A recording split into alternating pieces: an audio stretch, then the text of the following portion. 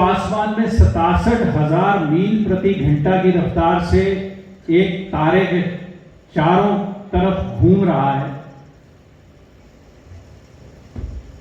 This earth is revolving around the sun at a speed of 67,000 miles per hour. हमारी पृथ्वी 67,000 मील प्रति मिली है, एक ही है।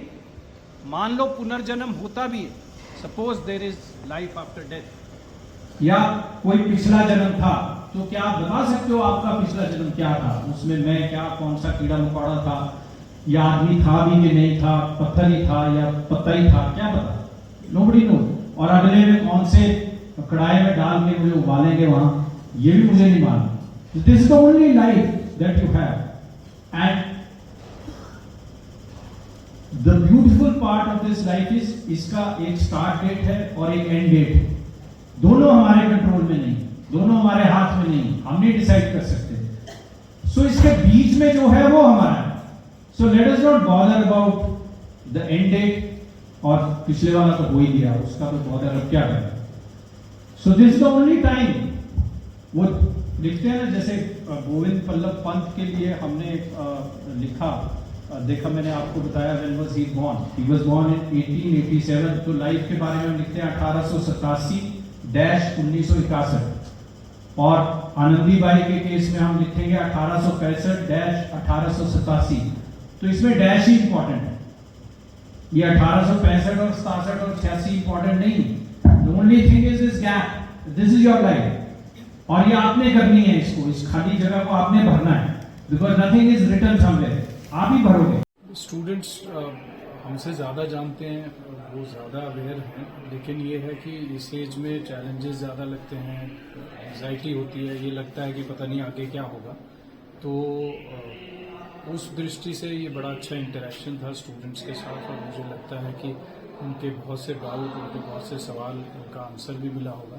ये बड़ी अच्छी बात है कि कॉलेज में प्रिंसिपल महोदय जो हैं, इन्होंने एक नई लेक्चर सीरीज शुरू की है जो गोविंद बल्लभ पंत जी की स्मृति में है। उसका ये पहला लेक्चर भी था आज।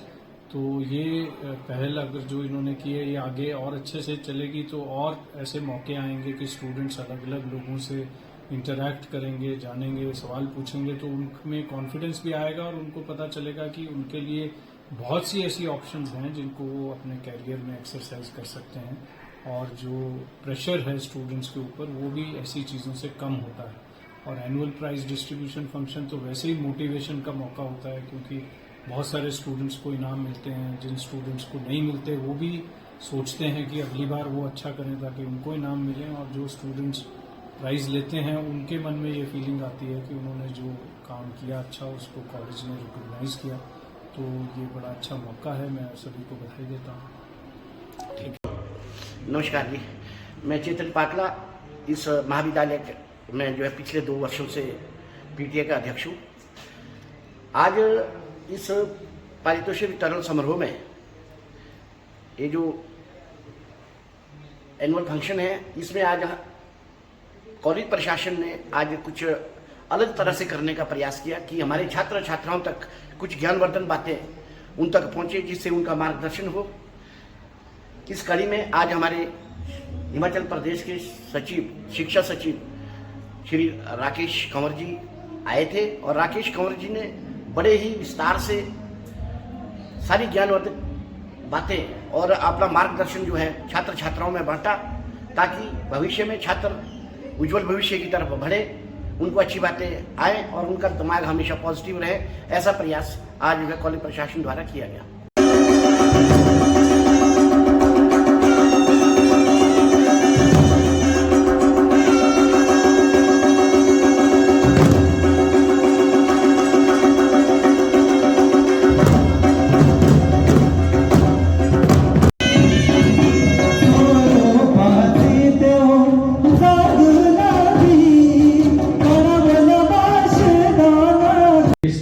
समझने के लिए अब हमें बताना पड़ता है, ये थोड़ी सी मुश्किल की बात है। और आखिर में जो इस पहले पॉइंट पे मैं बात आपसे पढ़ा रहे हैं, तो हम अगर इस सवाल को उलट दें तो हम ये पाएंगे कि हम रोज के रोज अपने होने के लिए अपने